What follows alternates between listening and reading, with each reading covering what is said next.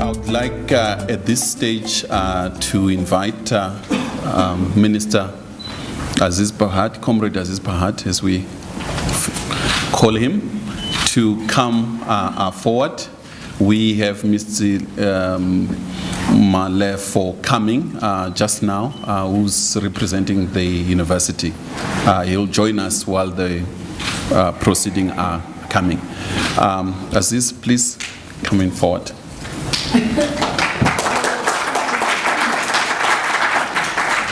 Colleagues, good morning. You can see I'm from the old guard. I don't have this modern technology. So you'll have to bear.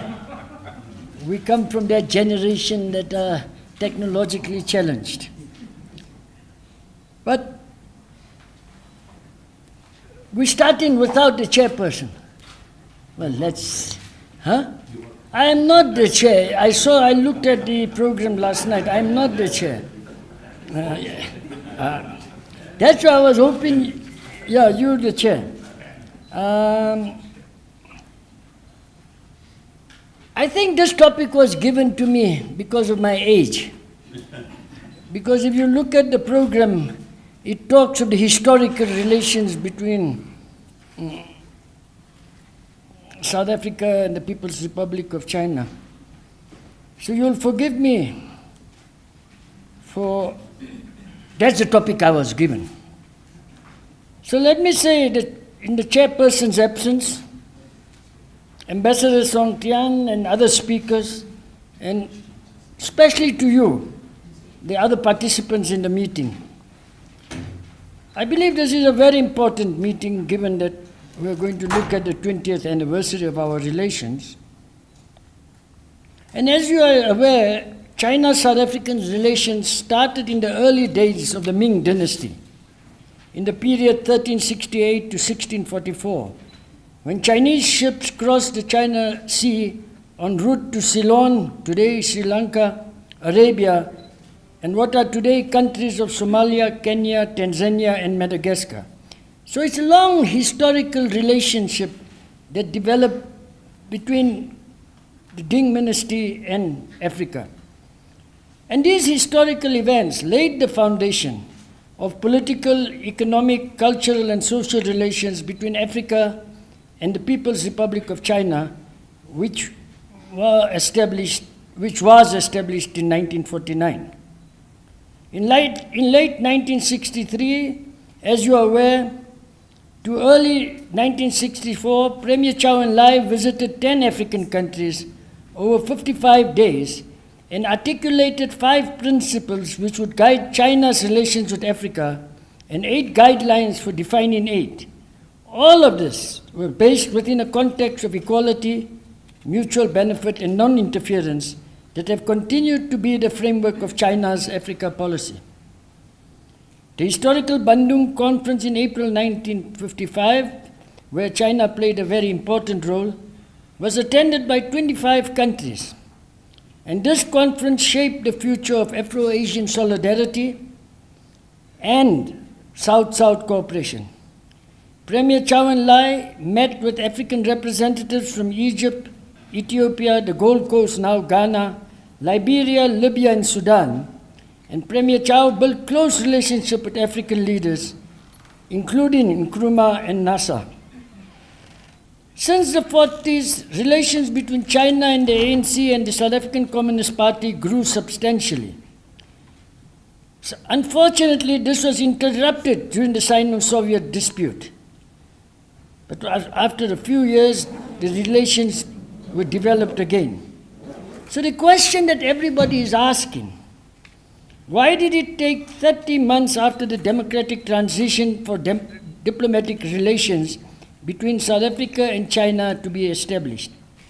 We had been good partners previously, and then when we got the democracy, it is only 30 months later that we established diplomatic relations. Well, the reality is that the ANC-led government of national unity had to face the reality that apartheid South Africa and Taiwan, 2 pariah states, had established diplomatic relations in the early 1970s, and thousands of leaders and members of the Nationalist Party, the Bantustans, the business community, traditional leaders, diplomats and other government figures of the apartheid system were taken on expensive visits to Taiwan. The two states also developed relations in many areas, including trade, nuclear research, and weapons exchange and development.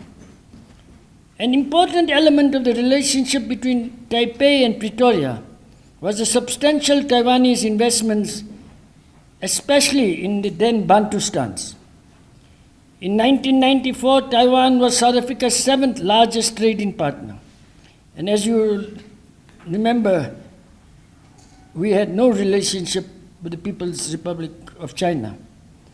In 1992, the China Institute for International Relations was established an office in South Africa, and the South African Center for Chinese Studies was established in Beijing.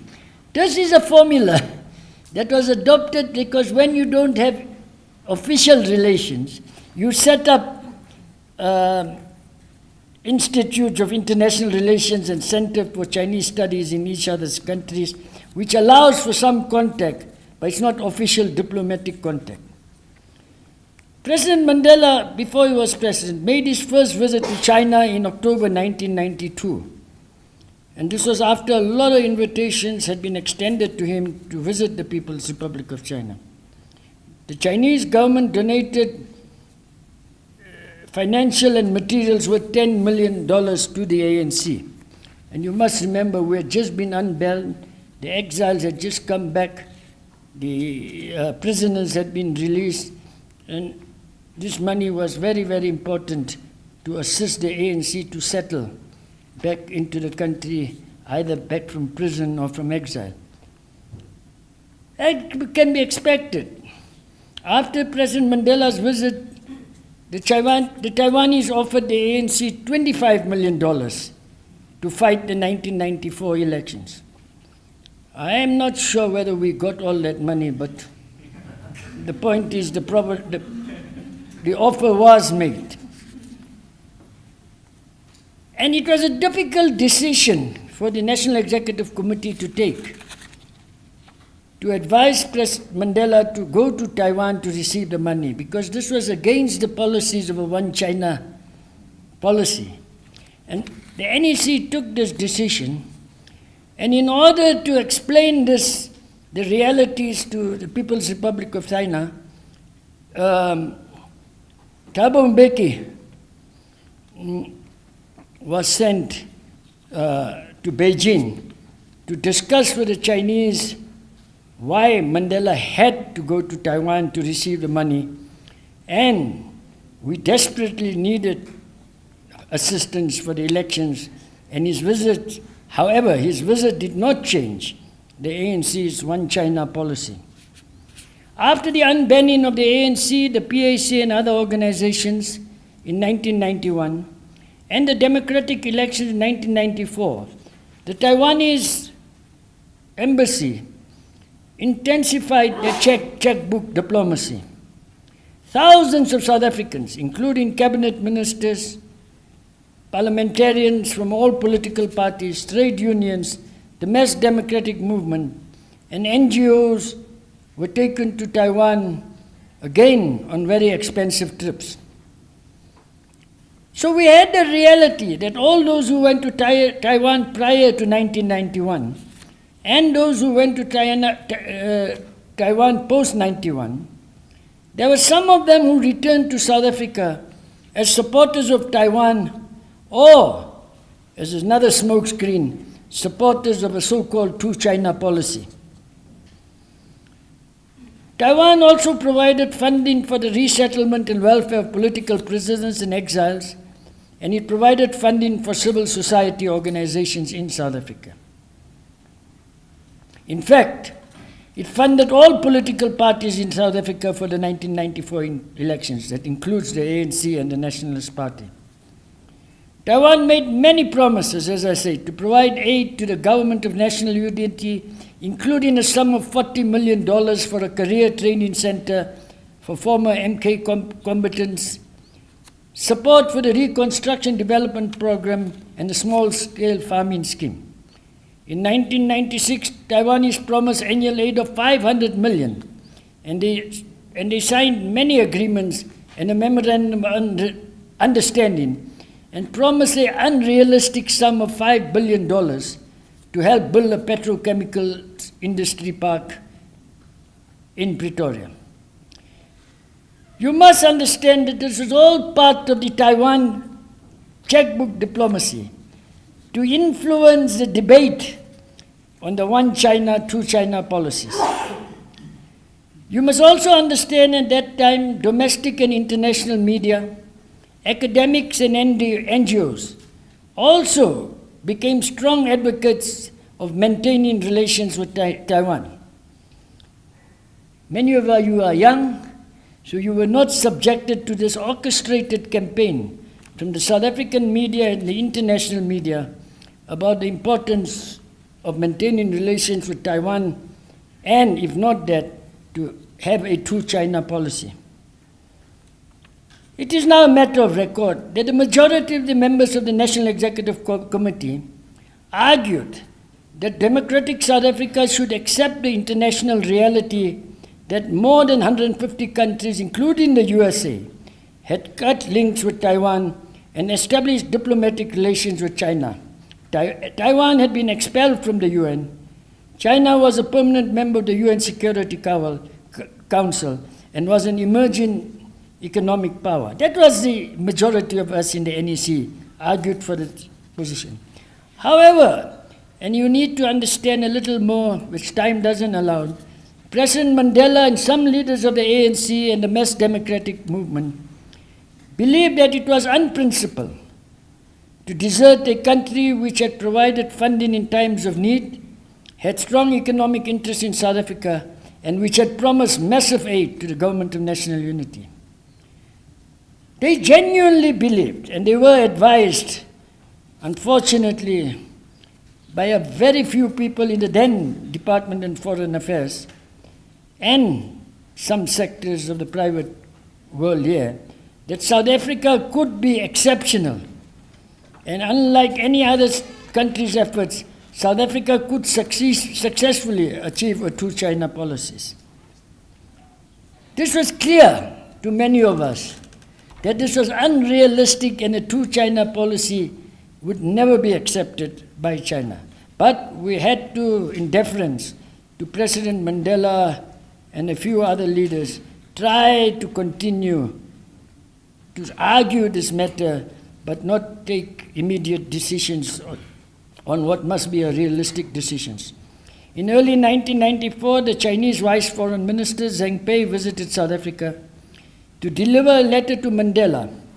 It was clear President Zemin had indicated that they had been patient on this one China, two China policy, but that as soon as a new South Africa was born, the issue of the one China policy would be on the Chinese government's agenda.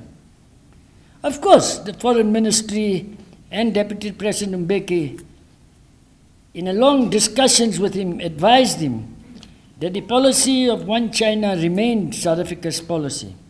However, the new government of national unity had some members who were opposed to the one China policy, and the ANC was also dealing with many political challenges, so that the resolution of this matter would take some time. Actually, we were asking the People's Republic of China to understand the situation immediately post 94 and actually be a little more patient with us. However, after the 1994 elections, Chinese representatives continued to raise this issue. But I can say that without fear of contradictions. There are no records to say that there was undue pressure or threats on the South African Democratic Government to take decisions immediately. In this period, there were many high-level visits to Taiwan and China and visits to South Africa from China and Taiwan. Each visit ended with a clear understanding to those who knew international relations and global realities that a two-China policy was not sustainable. For some reason unknown to me, the colleagues who are diplomats, ex-diplomats will explain it, the Taiwanese continue to believe a mythical view that they will be able to convince South Africa to adopt a two-China policy. Now it's true that, as I said, that the President then, Mandela, some leaders of the alliance structures, and indeed a very few people in the Department of Foreign Affairs, but it included the Director General, H.E Evans, were strong advocates of a two-China policy. And they kept motivating for their positions and, as I said, supported by the global and international media. The pressures were mounting. The NEC took decisions after decisions on the reality of a one-China policy. But we were faced with it's a genuine problem. President Mandela had a conviction that you never desert friends. And you must understand President Mandela and some of the other leaders had been in prison for 27 years. And they had come out at a time when this debate had just been reaching a new level. And I can say that. They were not really familiar with the realities in international politics. And that's not their fault. You can't be incarcerated for 27 years and think that you can and be in South Africa and think you can catch up with what was going on in the world. However, by late November, it was clear that we can no longer delay moving to a one-China policy officially. And in a meeting with the then Deputy President Mbeki, with the Foreign Minister and the Director General H.E Evans of the Department of Foreign Affairs, President Mbeki asked the question, is there anybody here who still thinks we can have a two-China policy? To be fair to the then Director General, he tried to use Mandela reasoning to try to explain why we have to continue with the two-China policies. However, we had reached a period when there was no delays possible anymore, and Deputy President Mbeki said, in fact, I can't say instructed, he said, we have to recognize China immediately, and we have to set a process in motion to put that in place. Having said that, reflecting the position of the National Executive Committee, I think President Mandela had to accept the reality. And in November of that year, he was convinced that despite his opinion, the majority of ANC and alliance leadership were not going to change their positions on a one-China policy. And indeed, pressure from the ANC at all levels, including parliament and alliance structures, was increasingly growing. On November 26, and many people expressed surprise, many so-called analysts, they didn't follow the discussions that were taking place within the ANC leadership. But on November the 26th, President Mandela called a press conference at his home, and he announced that, I quote, in its international relations, South Africa has become an active participant within the ambit of the OAU and the non-aligned movement, as well as within the UN system. A permanent continuation of diplomatic relations with Taiwan is inconsistent with South Africa's role in international affairs. And he just said, we are now giving diplomatic recognition to the People's Republic of China, and we are therefore downgrading relations with Taiwan, unquote. No questions were allowed. President Mandela had made a statement, and we had achieved at last a one-China policy. A committee was established to negotiate the consequences of this decision with China and Taiwan. And after a series of meetings in Taipei, Beijing, and Pretoria, we confirmed that diplomatic relations with China would be established no later than December 31st, 1997. and we made a commitment to severe diplomatic relations and all other official relations with Taiwan and close the Taiwanese embassy. It's not as easy as it sounds, because the Taiwanese, thinking they had so much support, were literally fighting for still flying their flag, having diplomatic motor numbers, etc., motor plates, etc. But it was clear that they were trying to do something that was not going to be accepted to the South African government. What was more important, that in that year, Hong Kong was also going to revert back to Chinese authority. And it was in South Africa's national strategic interest. Because of our links to Hong Kong, our investments of the then South Africa was quite heavy in Hong Kong.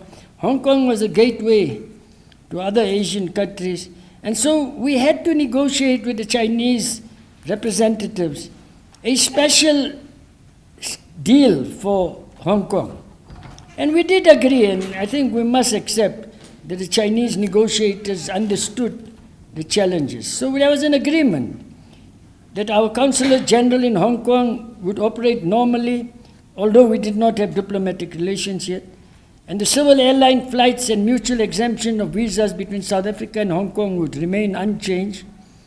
And China also agreed to allow South African airlines to fly through Chinese airspace en route to Japan. In December 1998, the Minister of South Africa and China signed a communication of understanding on the establishment of diplomatic relations between South Africa and China. And finally, 30 months was not long, but finally, after nearly 30 months, diplomatic relations were officially started on January 1st, 1998. And interestingly, President Mandela hosted an official banquet to celebrate the historic event. And I think what he said at that banquet is crucial. Let me quote it. He said, "All the ANC leaders except me agreed to establish diplomatic relations with China as soon as possible. Probably I was more patient than they were since I was a senior in age." And ended, said, "As China-South Africa relations have been established, we must let bygones be bygones," unquote. So, in fact, he accepted that he was really arguing for a position that was not sustainable. So let me say, colleagues, that was a background to relations built from historical times, developed over a long period of time. Today, as China emerges as one of the strongest economies in the world, and because of initiatives such as BRICS, FOCAC, and the One Belt Road China-Africa cooperation has increased in many areas, including political, economic, education, and cultural areas. As such cooperation grows, an orchestrated negative campaign in many Western countries, and unfortunately also in South Africa and other African countries, has been launched against China's role in Africa. You are familiar, but let me repeat some of it. The allegations include that China is a new imperialist and colonialist power on our continent. China is engaged in predatory economics. It is a source of cheap labor. Its domestic human rights record and its support for Africa's autocratic regimes on the basis of the non-interference principle undermines efforts to promote democracy, good governance, and human rights on the African continent. It goes on to talk of these accusations, and there's never any substantiation. There is a lack of transparency in China's business deals facilitating corruption. China is not party to codes of conduct, and therefore there is no transparency and accountability. China patterns of trade with Africa replicate and reproduce forms of new colonial structural dependence. China's main exports are natural resources and primary products, and there's a whole lot of more unsubstantiated allegations being made about China's relations with Africa. And as you are aware, a few days ago, the U.S. Secretary of State Tillerson made his first visit to Africa, and he repeated many of these unsubstantiated allegations. I'm not surprised that when he returned to the U.S., he learned from Twitter and the media that he had been fired. If he was fired for the nonsense he talked in Africa, that would be understandable and I would be happy. But he was fired for reasons that even he is trying to find out why. But if we thought getting rid of him was positive, he has been replaced by the former head of the CIA, Pompeo, who is a strong advocate of pushing back against this Chinese threat. So we can expect that the Trump administration, and now with an ex-CIA, previously a military person, heading a already weak State Department, that American foreign policy is going to be more aggressive and against China, and indeed there will be a greater militaristic approach now even from the State Department. I want to end by saying the orchestrated, unsubstantiated allegations is an example of perception management which has become policy of most major Western governments, supported by sectors of business, the media, academia, research experts, and think tanks.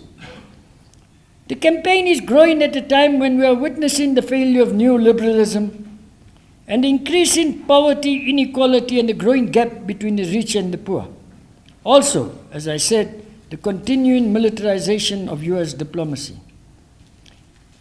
The U.S. Defense Secretary Mathers, speaking after the release of this U.S. National Defense Strategy in January 2018, argued that the U.S. was facing growing threats from revisionist powers, China and Russia.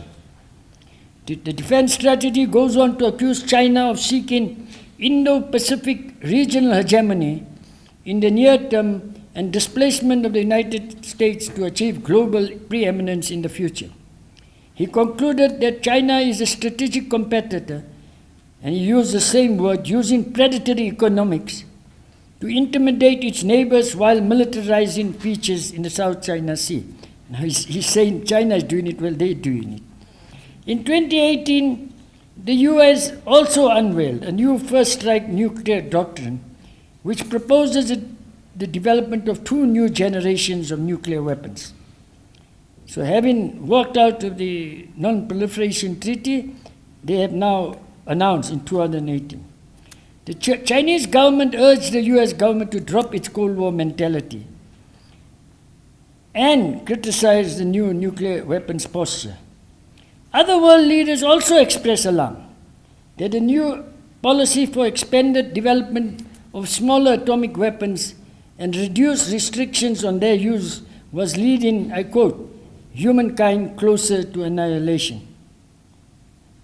The militaristic rhetoric and preparations for the so-called Pacific Pivot policy intensified. And I must say, but the ambassador can contradict me, I think in an uncharacteristic way, I've never seen this happen before. The Chinese unveiled its new highly first strike modernized weapon systems. And this was just recently. And US and European experts conclude that the new Chinese weapons make the present US systems in the Pacific Oceans and elsewhere obsolete. So fundamentally, the Chinese announcement of their new weapons, which by the way went at the same time when the Russians announced their new weapons, has really challenged the military balance of power overnight. I was not surprised when Trump yesterday was talking about now sending troops to space and developing the space system. Well, let's hope he and his team can remain in space and leave us here to deal with it. But let me say that the 19th National Congress of the Communist Party of China in October 2017 and the extraordinary conference that has just taken place have confirmed that globalization, according to the Chinese perspective, is an economic reality. However, it cannot be globalization as we experience today. It must be inclusive globalization. The Congresses emphasize Chinese commitment to find an alternative to the Western-dominated new liberal global order.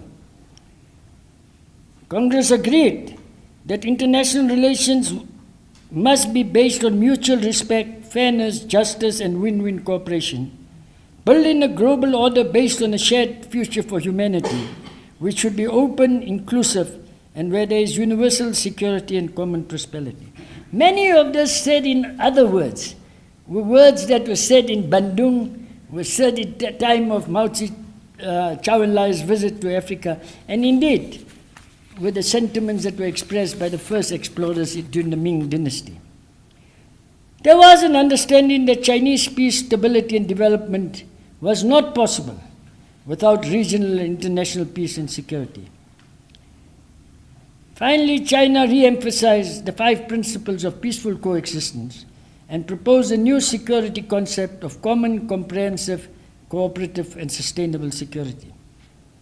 It is my view that today's workshop to discuss the 20th anniversary of the establishment of diplomatic relations between South Africa and the PRC is a good opportunity not only to refute the orchestrated negative campaign against China, but also to give context to the Chinese perspectives of an inclusive globalization, its approach to security, and the impact of these policies on South Africa. The discussion must also be able to say, how do South Africa and Africa, in our relations with China and any other power, project our own national interests in the context of a understanding of the common good that the Chinese Congress has just called for. So we have a very important opportunity today. However, it is my concern that the war drums against China and Russia are growing very much louder. And it's inexplicable that can we remain silent internationally while humanity is walking blindly to the precipice of Armageddon? I hope not. Thank you.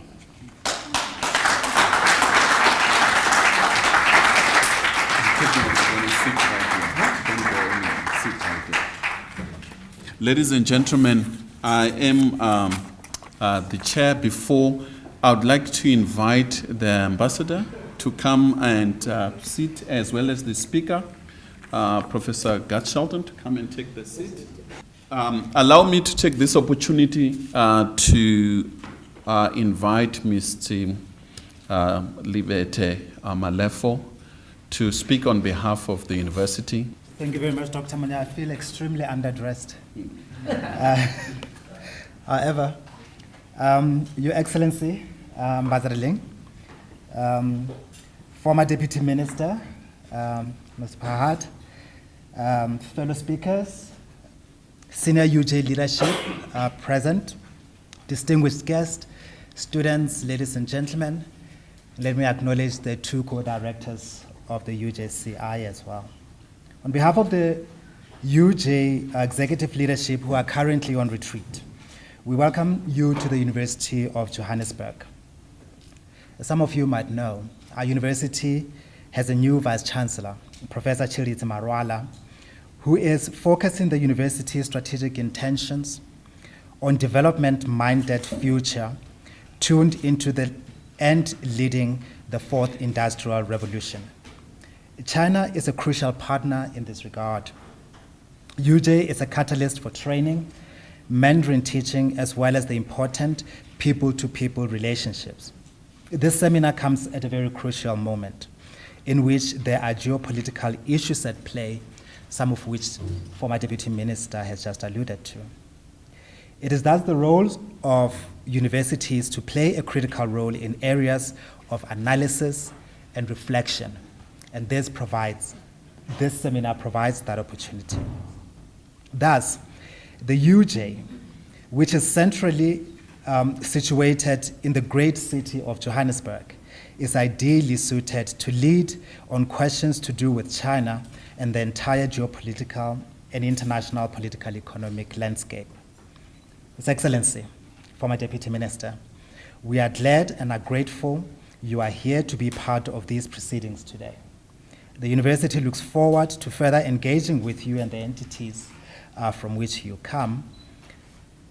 so as to strengthen the relationship as we celebrate 20 years of formal relations between South Africa and China. We welcome you all. You are a strategic partner and a friend, and we look forward to a successful seminar. Ladies and gentlemen, thank you very much for being part of this event. I wish you all a wonderful and intellectually enriching seminar. Thank you very much. Thank you, Mr. Malefo. I would like to welcome Ambassador Igba Jasbay, former ambassador to South African ambassador to Eritrea, a very close friend and a friend to UJ, to come in front and introduce the ambassador. Thank you, Dr. Monyai, and to the participants, Your Excellencies. It's an honor to introduce His Excellency, the Ambassador of the People's Republic of China to the Republic of South Africa.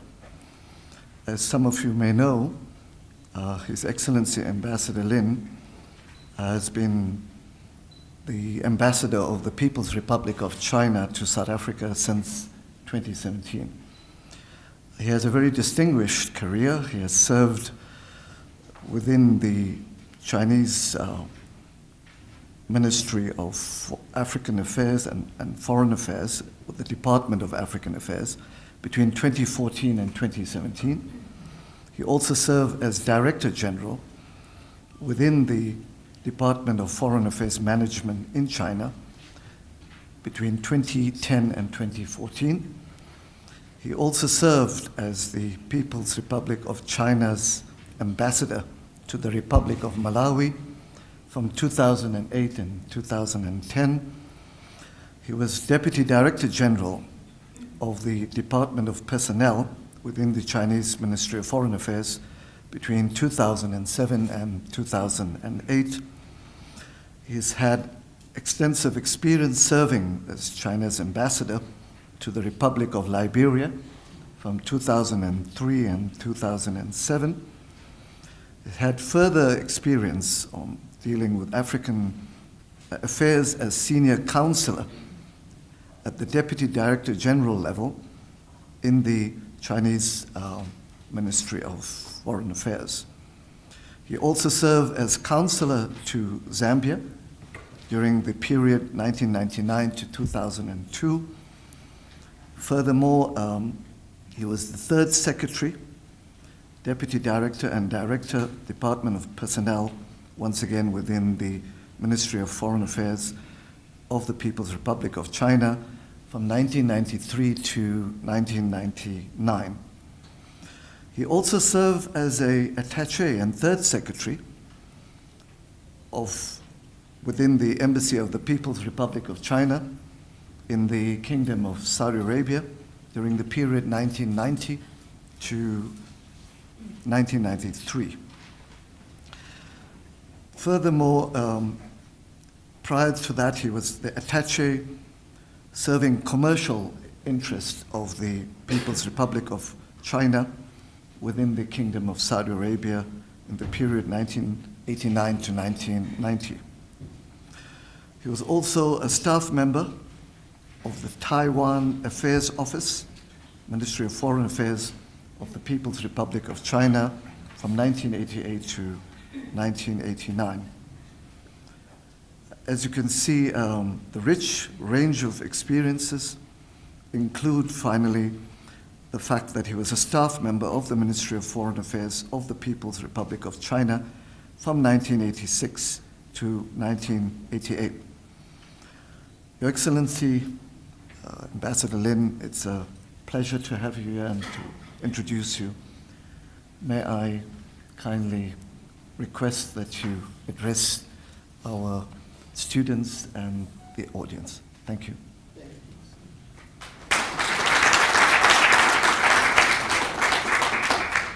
Thank you so much, Director. And Your Excellency, Mr. Esop Fahad, the former Minister of Presidency Although he's very humble to sitting there, he was the Minister of Presidency. And his brother, Your Excellency, Mr. Aziz Pahat, former Deputy Minister of Foreign Affairs. And my dear brothers, David Monier, the co-director of the Chinese Confucius Institute of the University of Johannesburg, and Professor Gus Shelton, director of the East Asia program at West University, and all the dear friends, students, my colleagues here present here, ladies and gentlemen, let me say good morning and thank you all for your coming. Thank you so much.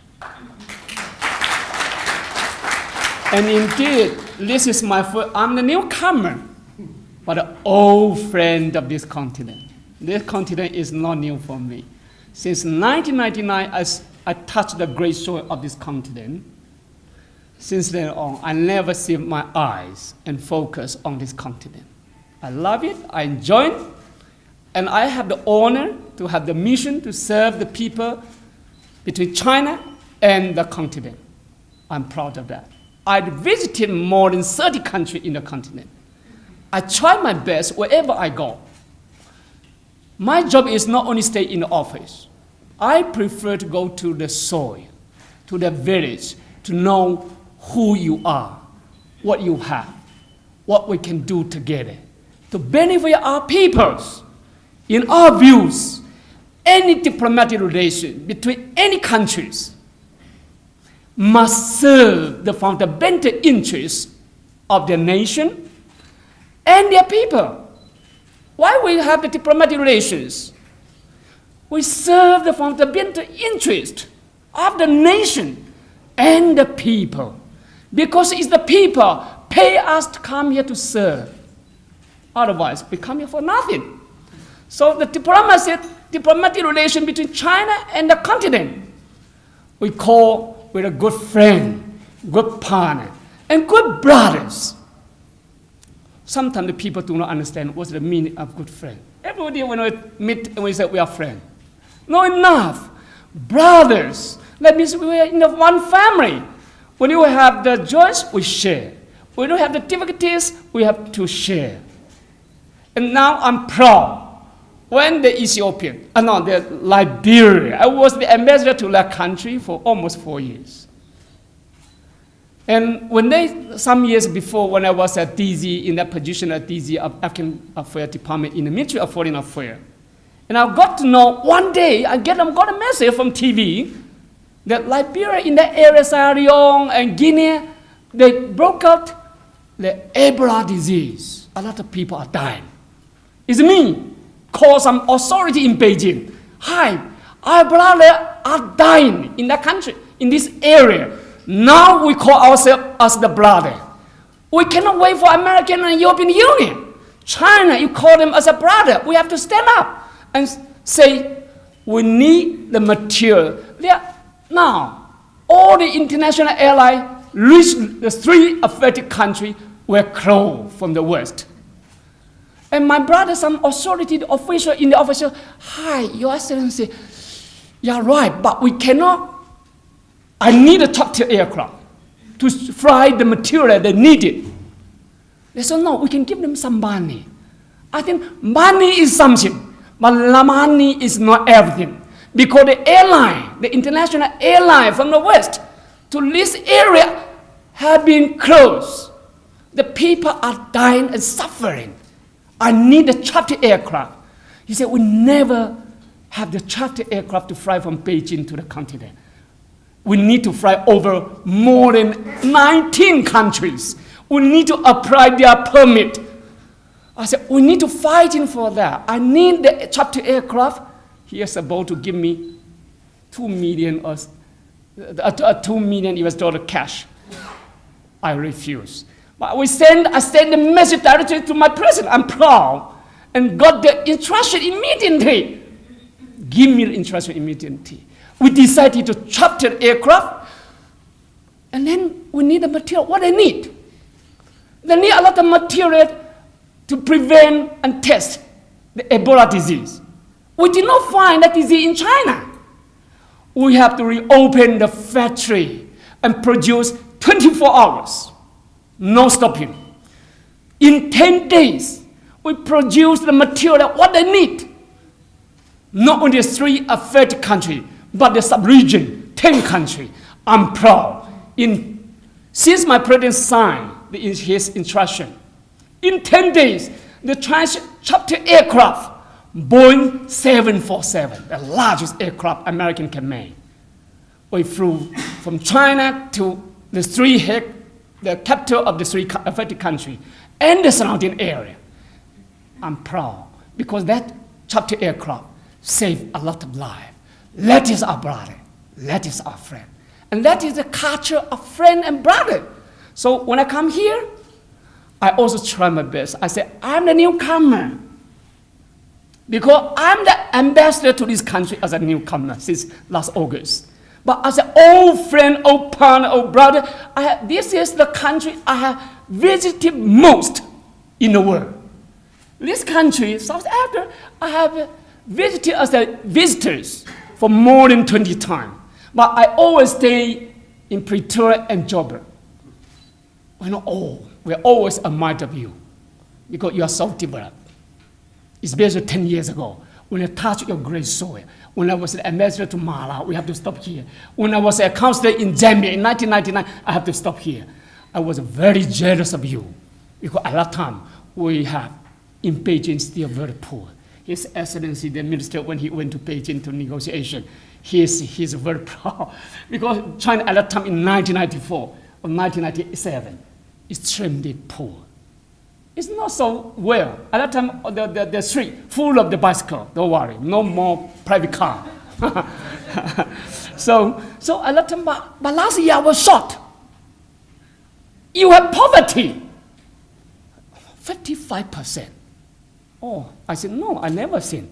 So this is now I spend some time to travel around the country, except 2 provinces. I cover all the industry part you have. All the special economic zone you have, I know.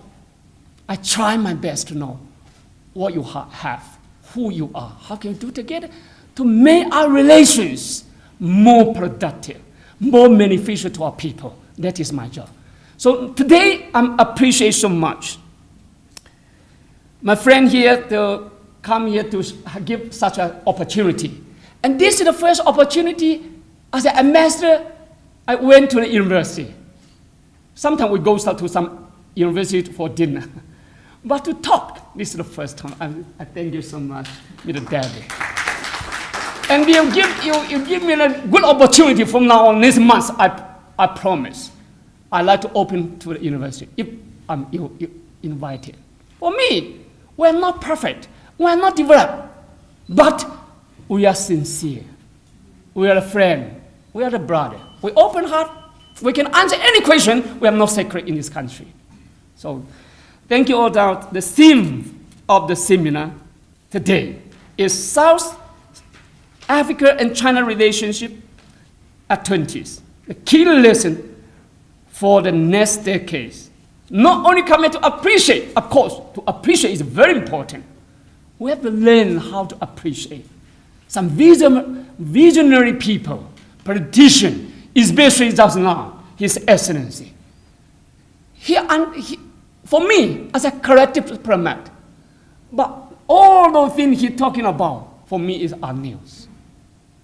I appreciate Your Excellency. You have done a great thing for us. And I appreciate the ANC. The ANC at that time, they did not compromise the principle for US dollar. Few people, of course, they have something there. But the majority of the ANC, I appreciate so much. That is, this is the principle of the party. Sometimes the people do not understand. The CPC of China, we're fighting since 1950 together with your ANC and your people against apartheid regime. At that time, the apartheid government have a lot of diplomatic contact with Beijing, but we refuse because we like to support the principle and the justice, the just cause to fight against the apartheid government regime here, the system, for the just cause. So we also did not compromise our principle. So I appreciate just now I'm so inspired and so educated that Your Excellency, just now as you mentioned that the majority of the ANC, they understand, they did not compromise for the one China principle. I'm proud of that. So now we are happy to come here to, to come here to appreciate the vision, the political commitment, the decision you have made to this relationship. I'm very pleased to share with you some of my observation and thinking on the past, present, and the most important, the future of this important bilateral relationship. I try my best. I was really impressed and inspired by His Excellency Mr. Pahat's recall of the history of the establishment of China-South Africa diplomatic ties more than 28 years ago. There's been a lot of people fight for this relationship for about 30 months. It's long. The development of our relationship since then, and the development of our relationship since then. Indeed, 20 years ago, it was His Excellency President Nelson Mandela who had made the major political decision to establish diplomatic relations with the PRC. We call the PRC, the People's Republic of China. We have the ROC, the Republic of China, was founded in 1911. And that is ended the feudal system in China for 1,000 years. And that gives us the hope. But unfortunately, when succeeded by Chiang Kai-shek, they introduced the capitalism to China. The capitalism was the meaning of that. They left the majority of the people in poverty. They only care about the rich, but forget the majority of the people. So this is why the Chairman Mao Zedong, he hold high the man. We, the people, especially the people, poor and rich, must be the master of the country. That means we're fighting for socialism. Now, what's the difference between the socialism and capitalism? In our view, it's very simple. The socialism, we fight for all the achievement, the progress we have made must be shared by all the people, no few. They fight against Chiang Kai-shek for the new Republic of China. But the capitalism, they care about the few. So the rich people get richer. The left, the poverty, the poor people, poorer. Now the story in the world, you are free to open your eye, to close your eye to think. The difference, we fighting and hold firm the socialism because we have over 1.3 billion population in China.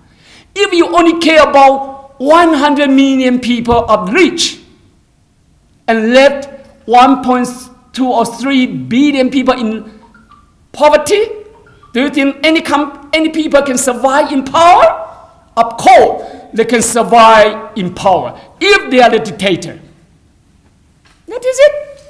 We're fighting for that. But why we put the people, when we fight for the new China and the new China established, the people say, no. We need to put the people ahead of the republic. That means the republic belongs to the people. To keep reminding the government official at all time. Very simple. Why we put the people ahead of the republic? To keep the government at all time, all levels. Don't forget the people, or you will be forgotten by the people. That is, we are for the people, of the people, by the people. That is the children of the People's Republic of China. I'm proud of that to say. So there's one, we appreciate His Excellency have made such a most important political decision to establish diplomatic relations with People's Republic of China on the basis of one China policy. What's the meaning of one China policy? That is, there's only one China in the world. the government of the People's Republic of China is the sole legitimate government of China. Taiwan, Tibet, Hong Kong, Macau, all of them are part, in inalienable part of China. Let us adopt such a principle, one China principle, adopted, enshrined in the UN resolution, adopted in 1971. The resolution number called 2758. 2758 resolution. That is UN resolution. So the political commitment made by His Excellency President Mandela on behalf of the South African government and people not only demonstrated his political and strategic vision, but also laid down a very strong and solid foundation for China-South African relations, growing from strength to strength. Many far-sighted and visionary people, including His Excellency President Ramaphosa. At that time, he was the legal advisor to His Excellency Mr. Mandela. He is fighting in the front for one China policy. He is fighting in the front to have the diplomatic relation between us. So now I think he's the right people now. Of course, the people and his government will benefit from his decision. And of course, including His Excellency Mr. Aziz Pahat, His Excellency Mr. Brandy Enzbendet, am I right? The Secretary General of the National Chairman, the President of the South African the Communist Party, now the Minister Enzbendet. He is also part of them, fighting in the front for our relationship. And also His Excellency Mr. Ibrahim, and others, a lot of people in the ANC. I'm happy to see today it's the majority of the NEC from the ANC have made such a valuable contribution to this historical commitment. So 20 years on, thanks to our joint efforts, China-South African relations have realized a triple jump from partnership to strategic partnership to now the comprehensive strategic partnership. What's the meaning of the comprehensive strategic partnership in our views? Means our relationship is all dimensional, strategic, and mutually beneficial. And that is what we call the comprehensive relationship between us.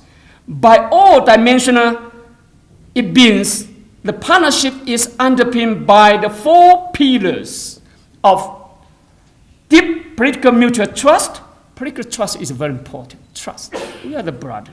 Mutually beneficial cooperation, for the win-win cooperation, for common development. Because if the Chinese come here just to benefit themselves, or you benefit from China, that relationship could not be sustainable. We fight for the win-win cooperation for common development. We call the mutually beneficial cooperation. And this relationship must benefit the people. So the third pillar is people-to-people friendship. Of course, both South Africa and China are the emerging power of the world today and tomorrow.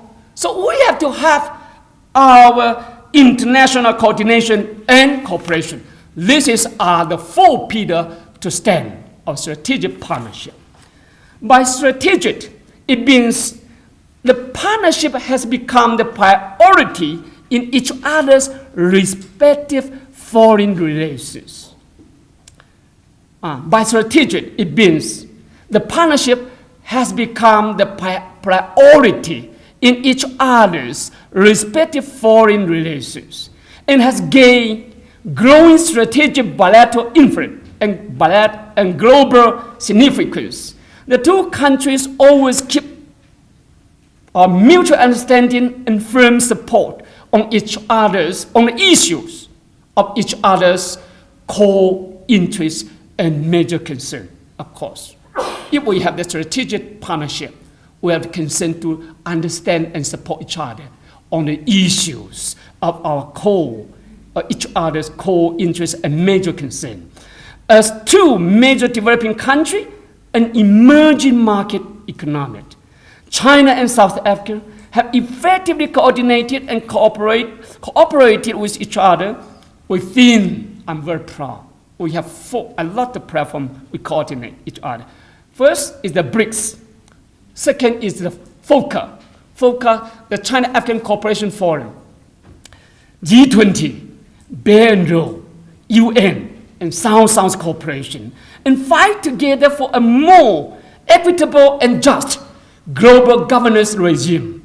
The core meaning of the comprehensive strategic partnership is that this partnership is solidly based on shared strategic interest.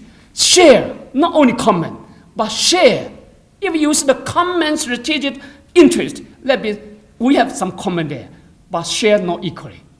I prefer to use this partnership is solidly based on shared strategic interest and serve the fundamental interests of our two countries and two peoples, and will never be shifted, and will never shift because of the change of the leadership.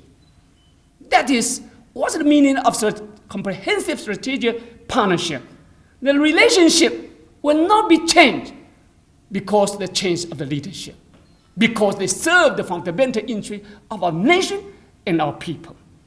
That is the core meaning of the comprehensive strategic partnership. By mutually beneficial, it means the partnership delivers tangible and visible benefit to both our two peoples. I'm proud.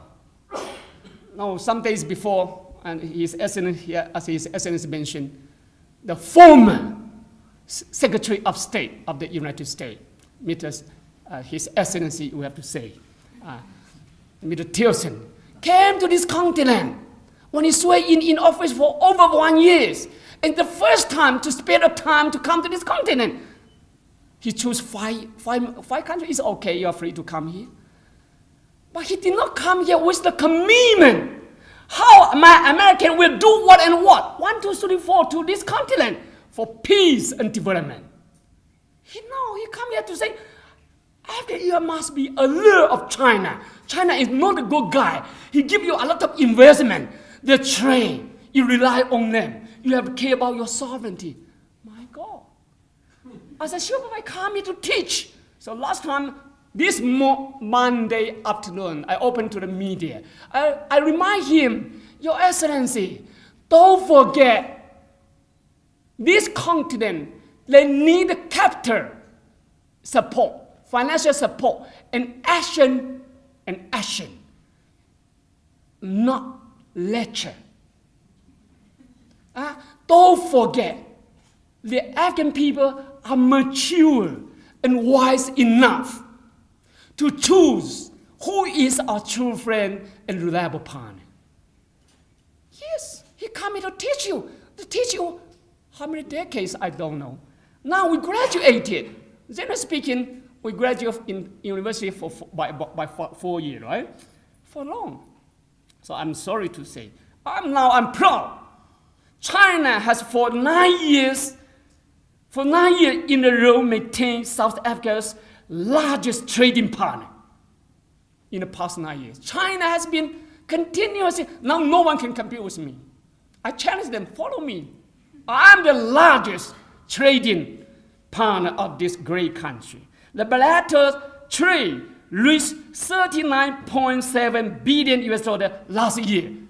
But that is because of the global financial crisis. The price declines. In the year 2014, our bilateral trade come to the peak, $65 billion. It's not 39, but $65 billion in the year 2014. But because the price of we import a lot of the material from your country, the price declined, unfortunately to say. a more than 26-fold increase from 1.5 billion US dollar in 1998. In 1998, we have bilateral trade come to 1.5 billion. But why His Excellency he spent 30 months? At that time, it's quite understandable. At that time, some people compromise to the principle because they need the money for the campaigning. 20 million US dollar compromise. You have no. At that time, mainland China. First, we cannot compromise for the principle of one China policy. So even you send a delegation to Beijing, we cannot give you money. We cannot compete. At that time, Taiwan authority had the dollar diplomacy. At that time, Taiwan was one of the 4 dragons. You understand? One of the 4 dragons. So they are proud. The bilateral trade between you and the island is more than you and the mainland China. The investment, at that time, Taiwan have 500 million US dollar invested in your country. Mainland China, we have nothing. We have no foreign reserve. We have no foreign overseas investment. Until 2000, we have only 500 million US dollar invested in this whole continent. We did not have. But I'm proud of my country. I don't know which year. Less than before 2010. 2010 is the year we have to remember. 2010 is the year China jumped over Japan, become the 2nd largest economy in the world. And of course, we become the largest, we are the country with the largest foreign reserve in the world. Of course, now we are proud. We are the largest debtor, creditor to American. Because we try to work and save everything to survive American. They are the superpower. We don't like to see them have some difficulties. Because if Americans have some difficulty, they have brought a disaster to the whole world. So Chinese people, we work so hard to survive. We survive, we keep our money in American. All the money we earn, we keep it, most of them are in American. So at that time, it's quite, you see, the people need the money. At that time, we did not. First, we cannot compromise to the principle. It's not a money problem. We just show you the prospect, the future. I'm happy to see the people fight for this. And South Africa has become China's largest trading partner in Africa for 8 consecutive years. South Africa also has been China's largest trading partner in Africa for 8 consecutive years, accounting for 1/4 or 1/3 of China-African overall trade. We are a very key partner. South Africa has become the first African country who export the beef to China. Last year, before I came here, I fight for that happen within a short period of time. Africa, now the beef grows here, already export to China. You are the first country. South Africa has become the best destination of Chinese investment and tourists. His Excellency said, job creation is the key to fight against poverty. But in our views, jobs only come from investors and visitors as a tourist. So His Excellency, I appreciate so much. He had a great vision. He liked to find a job for the people. By what? Develop the tourism and the tourism cooperation with China. We are ready to fight for the 2 summits for this country proposed by His Excellency. One is the investment summit. The second is the job creation summit. We are ready to work together with your government. According to our incomplete statistics, direct investment from China to South Africa, I'm proud to say, now is about 25 billion US dollars. 25 billion US dollars have been invested in your country. And more than 180 major investment already in the country. Thousands of Chinese small and medium enterprises have been established business in South Africa, creating more than 400,000 jobs for the South Africa. More than that. I'm proud. Last week, I saw some visit at the media to see 2 individual investors in Joburg. One couple called China Mall. There's a couple invested by one couple. The couple they have their investment, created 600 shops for the local and medium small business. More than 3,000 people benefit from that. The job they offer created the 3,000 direct job for the people. I'm proud of that. So now I travel around to see, we have some project. For example, the Hisense, the TV and refrigerator manufacturer. Hisense is very popular in the world now. They have the manufacturer in American. They are about to come here in Joburg, but it's Joburg people, the local people fight them out to Cape Town, unfortunately. But now, they are become the largest and second largest market share in your country in terms of the TV and refrigerator and TV. They produce 400 pieces per year of each of the refrigerator and TV. Hisense, they have about less than 60 Chinese, but they have created more than 700 direct jobs to the local. And then they have more than 2,000 indirect jobs for the local. I'm proud. The relationship between the employer and the employee is the model. It's perfect. You are free. I love to open to the media to follow me to go there to see. That's a good model I like to show. And one day when I went to Limpopo, there's a Palabora Mining Company, PMC. I hope I can pronounce it well. I'm proud of that. That mine was operated by the Australian company called Rio Tinto, right? They have been operated there since 1960. The mine, the resources are almost exhausted. They are about to close the mine and package and go. 5,000 local jobs will go back home. But it's Chinese investor to succeed in the 2013, we succeeded, and 2015, we put into full operation, we keep more than 5,000 local jobs. More important than that, we have more new investment and new technology input. We extend that operation to 2038. I'm proud. And I challenge that operator. You not only come here to operate the mine, but to serve the local community. And now they promise me, the people, the young man, the girl in that community, whoever want to get their capacity building, he will pay for that. He already built a school, and he will pay the teacher according to what you need. You just bring the material and go there to learn. I'm proud. And I'm happy that is some example to save the time. I don't like to talk too much. We have a lot. As for people to people, South Africa is the top destination in this continent for Chinese tourists. In 2016, Chinese tourists to this country recorded 117,000, increased by 38%. This number for me the increasing is so high, but compared to the Chinese potential tourists, it's too small, my dear. Less than 0.1%.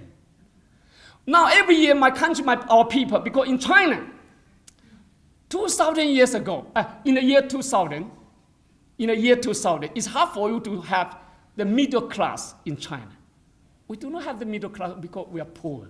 But now I'm proud to tell you, just 15 years, 70 years, we have more than 400 million people become the middle class.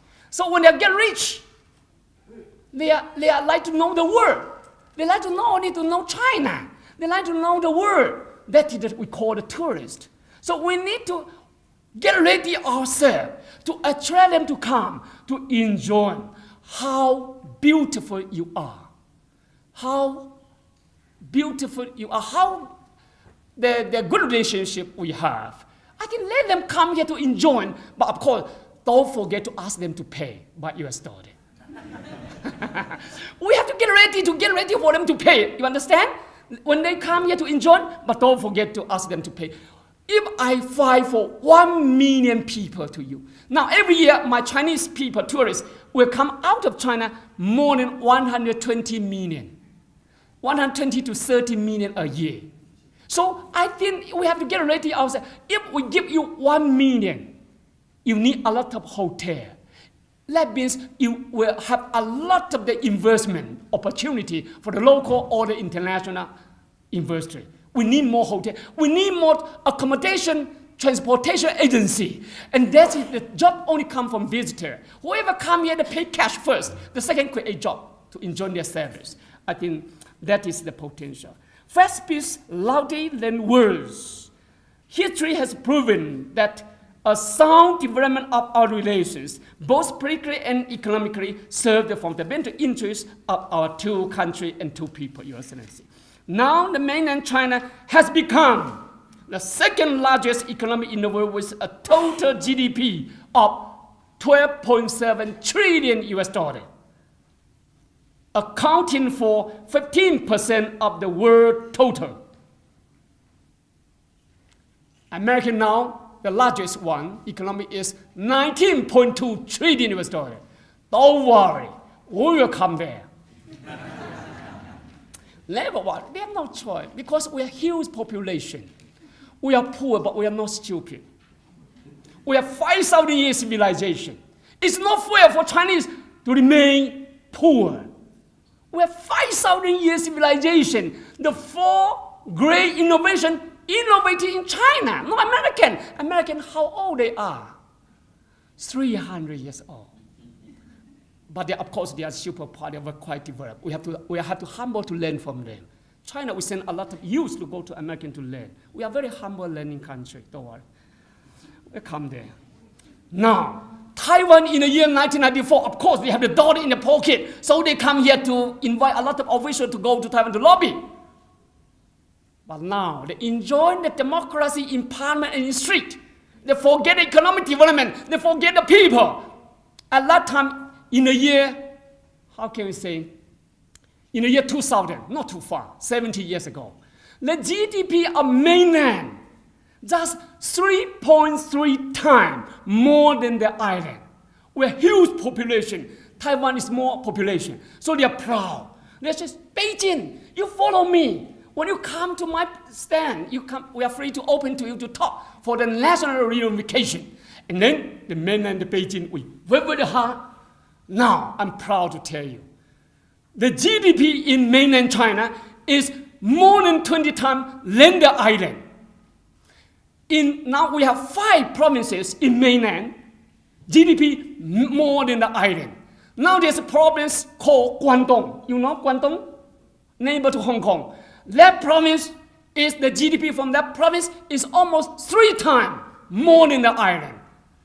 Then we come to the village. There's one fishing village called Shenzhen.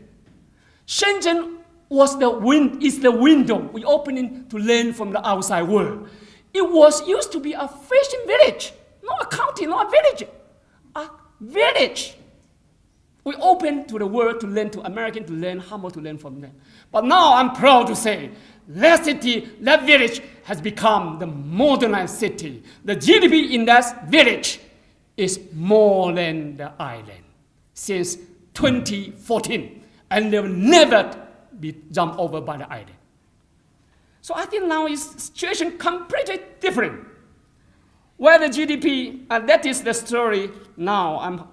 Give us allow 5 years. More than 10 provinces in mainland, GDP were more than the island. Just 5 years. We'll be alive, don't worry.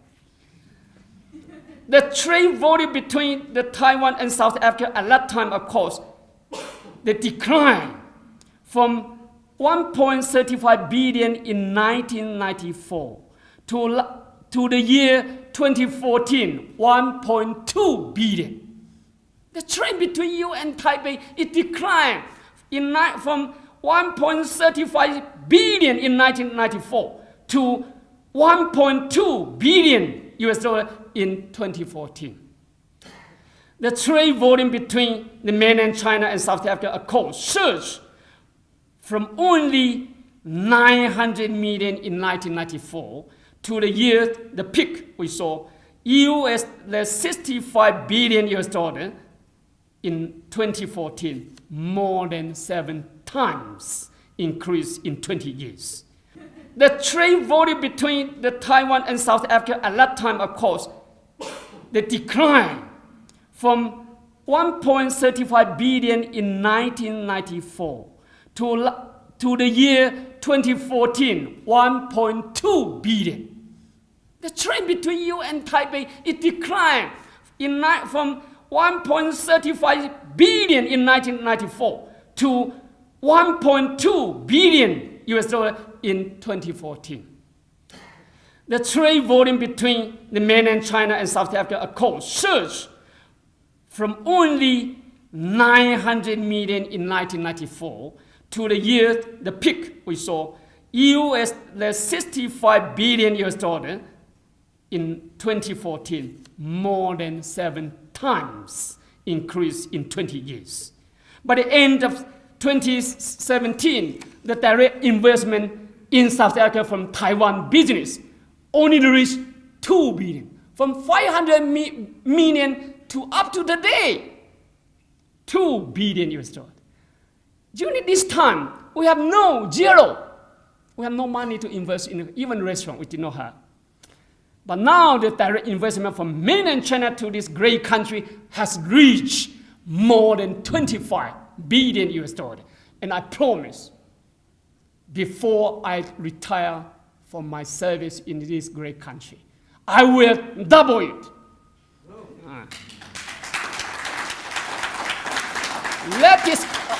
That is my commitment. Perhaps way before that. Because when I come to this country and your exchange rate of the local currency depreciated again, and the people complain, I said, no, I'm very confident of this country. Before I retire my job from here, the currency exchange rate will come to normal position, about 1 equal to 10 rand. Not 16, but will come to 10. I will fight for that happen. As we celebrate the centenary of Nelson Mandela and the 20th anniversary of China-South Africa diplomatic relations this year, I think all of us are obligated once again to pay tribute to President His Excellency Nelson Mandela and all other visionary South African politicians, for just now the friend we have mentioned, for their strategic vision and firm commitment for this relationship. Your Excellency, ladies and gentlemen, now China-South African relations are standing at a new historical standing point. As a major economic power in Africa, South Africa boasts rich natural resources and human resources. In my view, this country, the resources are more than enough. In terms of the natural resources and human resources are more than enough. I travel around your country, are more than enough. We are very jealous of you. You have a lot, but few people. We have huge people, but less resources. The location you have is the best in the continent or in the world. You are embraced by 2 oceans, Indian Ocean and Atlantic Ocean. The economic foundation you have, the best in the continent, at least I can say, or in the developing country. You have the foundation there. So I'm very confident of this country. China, of course, you have one more thing, is you have the true friend and reliable partner of China, like China, at least.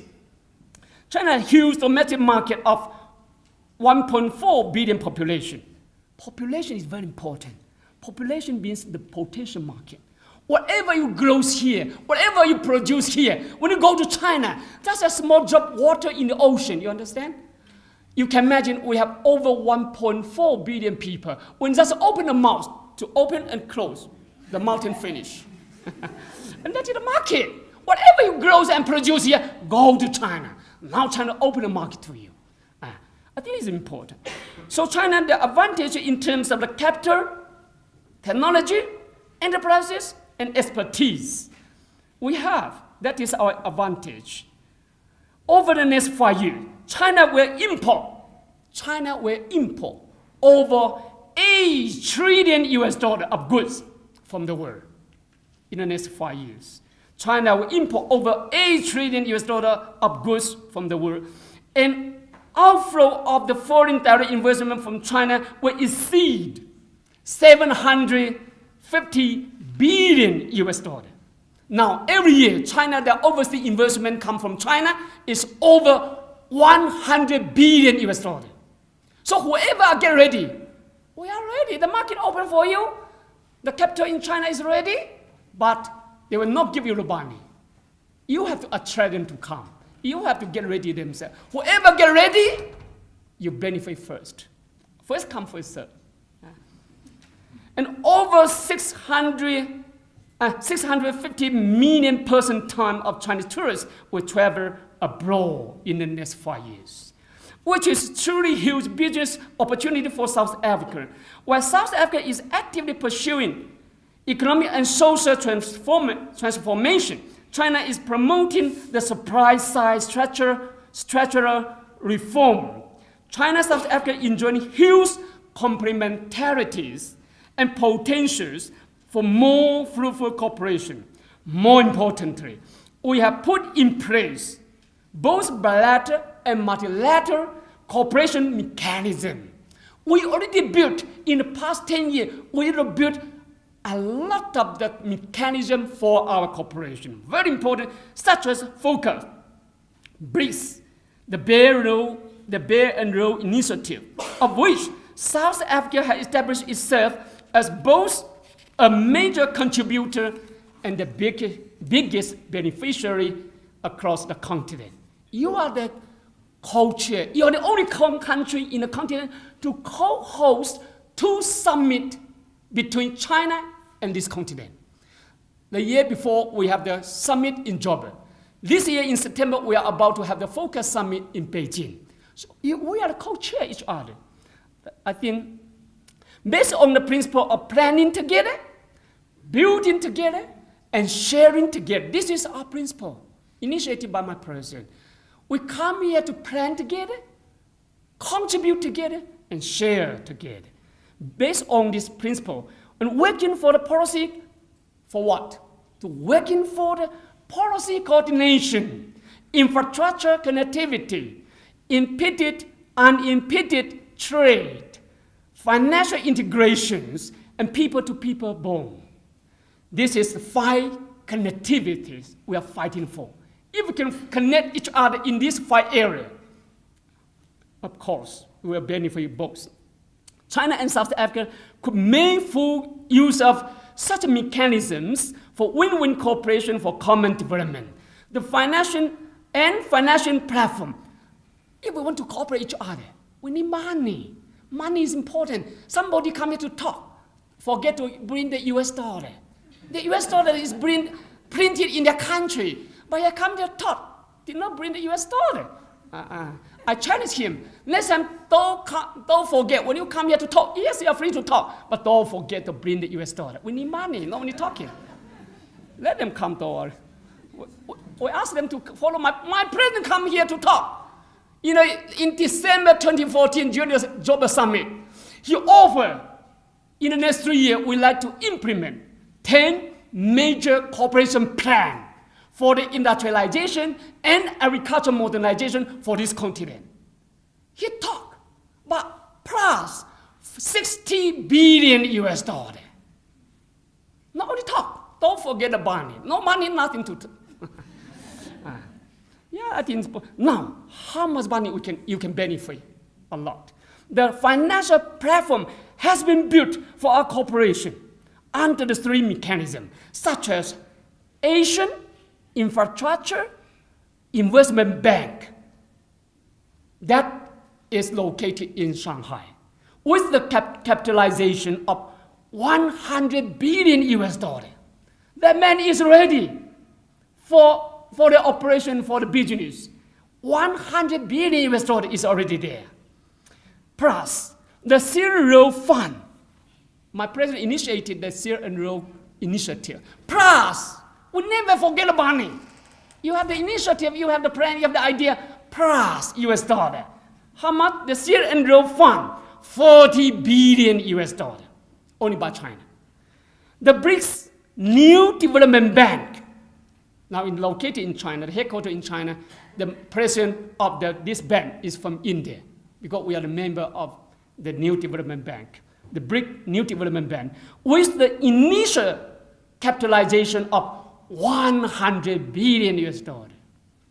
And you have the regional office of the New Development Bank. That is the first regional office of the New Development Bank was adopted and set up, established in Joburg. We hope they will operate well and benefit not only South Africa, but the whole continent. This is we have to appreciate the President Zuma. He fight for that. I know. He fight for that very hard. And finally he got it. And the BRICS Contingency Reserve Arrangement, another $100 billion. How much? 100. You understand? Money is more enough. But you cannot get the money from the bank, except you have the project plus feasibility study to ensure the project is sustainable and profitable. We strongly believe that through the win-win cooperation, China could also contribute significantly to South Africa's agenda for renewable, job creation, and transformation, as emphasized by His Excellency President Ramaphosa in his maiden Sona speech. China is ready to deepen our mutually beneficial and complementary cooperation with South Africa with a comprehensive approach, not only economically, politically, economic, people to people. If the politically, they're talking.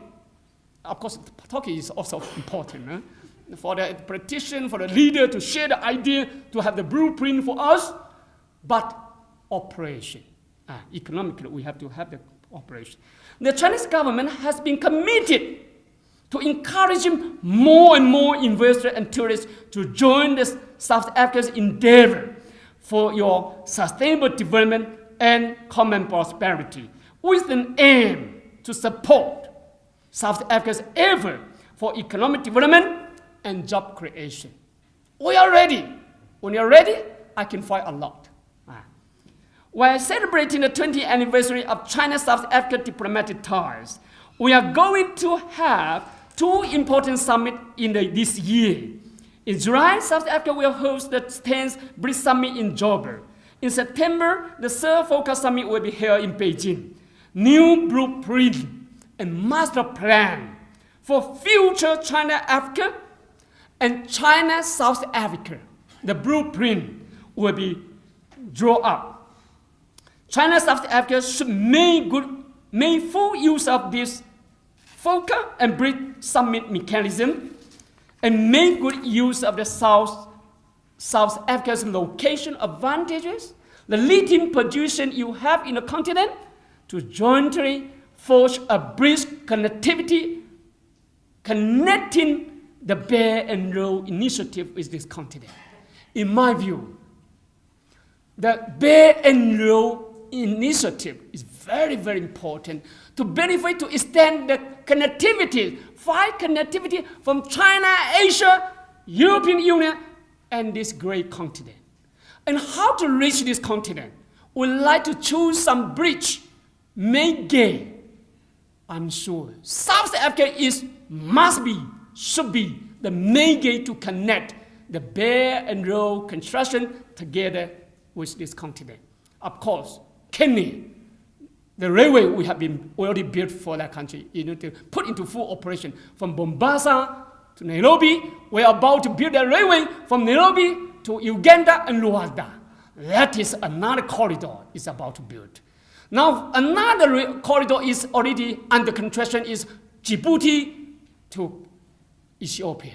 More than 100 population served by the railway built by China. Ladies and gentlemen, building on the fruitful achievement, of course we come here to appreciate the achievement we have made, and solid foundation of China-South African relations in the past 2 decades. It's now the time for us to work together for another golden decades for our relations and harvest more for our two peoples. China supports South Africa's effort to remain the leading power in the continent. We love to see briefly. Of course, South Africa is the leading and pioneering country in the continent. This is why we work very hard together with you. You must be the leading country in the country. Not only that, we also like to work together to make sure South Africa will like to support your efforts to become a locomotive to drive and the production base to serve.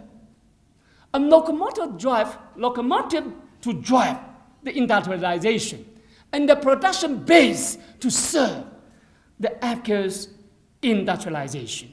That means you are ready to produce here and export to them. For example, whoever want to develop their infrastructure, they need a lot of middle steel and cement. They need. We come here for the investment, not only to serve your local market. Unfortunately, some people in this country, whatever we are doing here, they will give me a lot of challenge.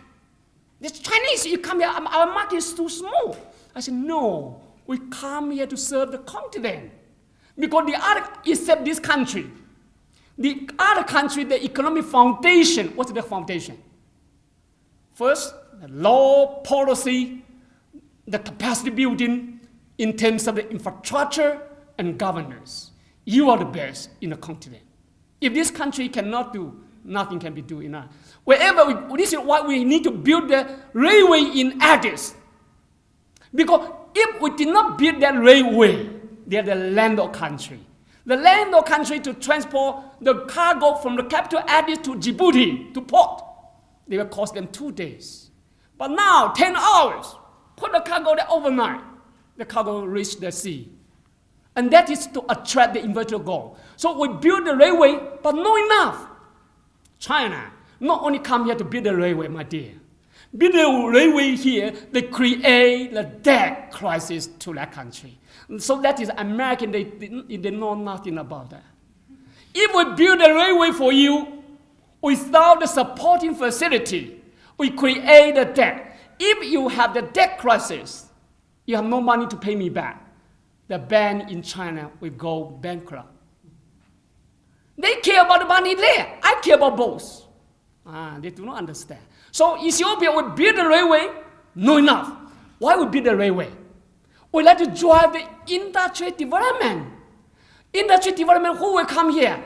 They do not have the local people, do not have the capacity. They will attract the investor from outside, including China, India, American, Japan. Whoever they are can relocate the manufacturer from the country back to their continent. They are the true friend. But now, we build a railway, but no electricity. We complete the railway, but they did not have the electricity. I reminded 1 year ago, unfortunately, they spent more than 1 year. We build the railway for nothing, because no electricity. So we have to build plus electricity supply, water supply, the road connection, and also communication connection. No communication, no people go there, don't worry. No security, no people go there. So we build a system. The railway, the highway, the port, the seaport, the airport, the seaport, the communication, we need a system. That is the foundation you have. When you get ready, that means it's easier for you to develop. So I think this country is easier. The foundation you already have. So moving forward, we are very confident of this great country and this continent. China stands ready to join hands together with our South African friend, brother, and sister to fully leverage our strengths of political mutual trust, economic complementarity, and the friendship between our two peoples, and work together. We have 3 strengths to stand our strategic partnership. I'd like to repeat. The political mutual trust, economic complementary, mentality and friendship between our two people. And work together to promote a win-win cooperation in 10 priorities. I like to say 10 priorities for our cooperation between our two countries, including infrastructure development and human resources development. This is the two key and necessary for any country to develop to sustain the economy. Infrastructure like the road, the highway, the railway, the seaport, the airport, the communication, the water, and electricity supply. Those things are the basic and necessary infrastructure development. Whoever wants to develop their country, they have no choice to start it from here, infrastructure development. The second capacity is human resources development. If you do not have the the professional skilled personnel to develop by yourself, it's hard for you to sustain your economy. This is the two pillars of our policy, China policy to this continent. So this is our two priority in our relations. We are ready. The other area is why we have the infrastructure? We are getting ready for the manufacturing and processing industry, because it's only the industry development will create a job and sustain economy. We are ready. Agriculture, my dear, agriculture potential in this country is so great. I toured Limpopo, I toured the Free State. Oh, the land are ready. Everything is ready there. It's a lot. Tourism, this country, the potential are huge. Marine, blue economy or marine economy. The ocean, you are embraced by the ocean. But one day I was put in the village, close to the beach. In the village, they have a motel in the village. And I went to the beach, no fishing boat.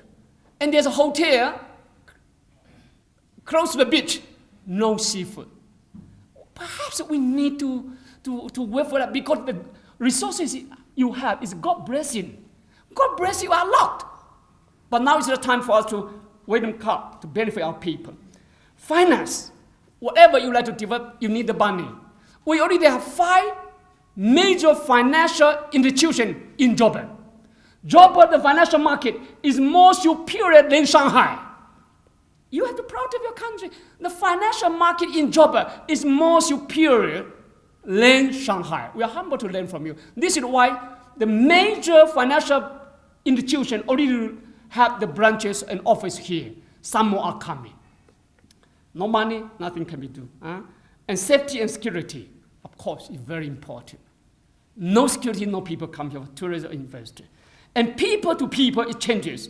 The most important to benefit our people. And finally, is the international cooperation. That is the 10 priority area we are about to work together with you. I'm fully confident that with our strong commitment and joint efforts, China-South Africa relations will realize a new leapfrog and produce and harvest more visible and tangible benefit to our two peoples. I thank you all for your humble. Thank you so much. Ladies and gentlemen, as you can hear, we have, not only is he an ambassador, he's a scholar in his own right. So he always battle which the academic or the ambassadorial, as we say with both Aesop and Aziz. We've learned a great deal. What we're going to do, just to give, I'd like to introduce my co-director. Can you stand so that they can see you? She's new, this is the second month. Professor Peng Yi. And just to give another focus, this seminar is jointly done by 2 important organizations. One is the host University of Johannesburg, Confucius Institute. And there are other important members. And that's why when Aziz said I was invited because of my age, I disagree with that. We have the Concern African Forum. The Concern African Forum was established after the Libya attack in 2011. And since then, Aziz and quite a number of colleagues in the audience do meet time and whenever there are issues, whether it's Syria, whether it's Zimbabwe, what's happening within the United Nations, at the moment South Africa and other countries, going back to United Nations Security Council, campaigning for a 2-year membership. So most of these issues are addressed, and CAF does deal with those burning issues in the world. And I'm very happy to associate myself as a member of CAF and to have Aziz right here. And it is not a mistake, you were here as a full stakeholder and the chair, by the way.